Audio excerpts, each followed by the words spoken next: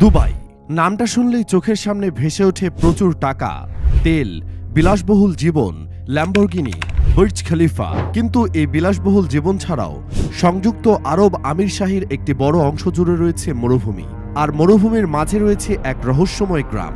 নৃতত্ত্ব বিজ্ঞানীরা এই গ্রামটিকে মনে করেন বিশ্বের সবচেয়ে রহস্যময় গ্রাম। গ্রামটির নাম হলো আল মাদাম। এই গ্রামটি রাতে রীতিমতো ভ্যানিশ হয়ে যায়, আবার সূর্যের আলো ফুটতেই দেখা দেয় সেই গ্রাম। এই জন্য আল মাদাম গ্রামকে ভুতুড়ে গ্রামও বলা হয়। কিন্তু কেন এই ঘটনা ঘটে তার সঠিক কারণ আজও খুঁজে বেড়াচ্ছেন বিজ্ঞানীরা। গ্রামটির এই ভুতুড়ে ঘটনার চাউর হতেই বিজ্ঞানীরা এর কারণ খুঁজতে আল মাদামে যান। প্রাথমিকভাবে বিজ্ঞানীরা জানতে পারেন গ্রামে নাকি এমন এক রোগের প্রাদুর্ভাব ঘটেছিল যে কারণে ওই গ্রামের ধারে কাছে ঘেঁষতেও কেউ সাহস পেতেন না। দুবাই থেকে 1 ঘন্টারও কম দূরত্বে অবস্থিত শারজাহ এর সীমান্তবর্তী আল মাদাম গ্রামটি অনেকদিন ধরে পরিত্যক্ত।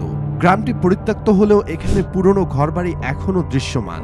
তবে বালির ঝড়ে ঢেকে গিয়েছে বাড়িগুলির জানালা, উঠোন ও আসবাবপত্র। গ্রামটিতে রয়েছে বেশ কিছু ঘরবাড়ি ও একটি মসজিদ। সম্প্রতি বিজ্ঞানীরা সেখানে গিয়ে দেখেছেন সেগুলোর দরজা জানালা হাট করে খোলা, ঘরের আসবাবপত্র এলোমেলো।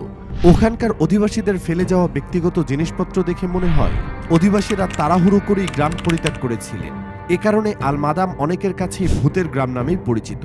অধিবাসীরা কোনো অতি প্রাকৃতিক শক্তির কারণে গ্রাম ছেড়ে পালিয়ে গেছেন এমন গল্প প্রচলিত রয়েছে। এলাকাটির বেশিরভাগ বাড়ির দরজা খোলা, অনেক বাড়ির দরজাই নেই। তবে গ্রামগুলির মধ্যে অন্যতম সাদৃশ্য হচ্ছে উচ্চমানের মোজাইকের নকশা। এছাড়াও আল মাদামের পার্শ্ববর্তী গ্রামগুলির বাসিন্দাদের বিশ্বাস এই গ্রামে এক মহিলার আত্মা ঘুরে বেড়ায়। দুয়াইস নামে ওই আত্মা বিড়ালের মতো চোখ, হাতে ধারালো অস্ত্র থাকে।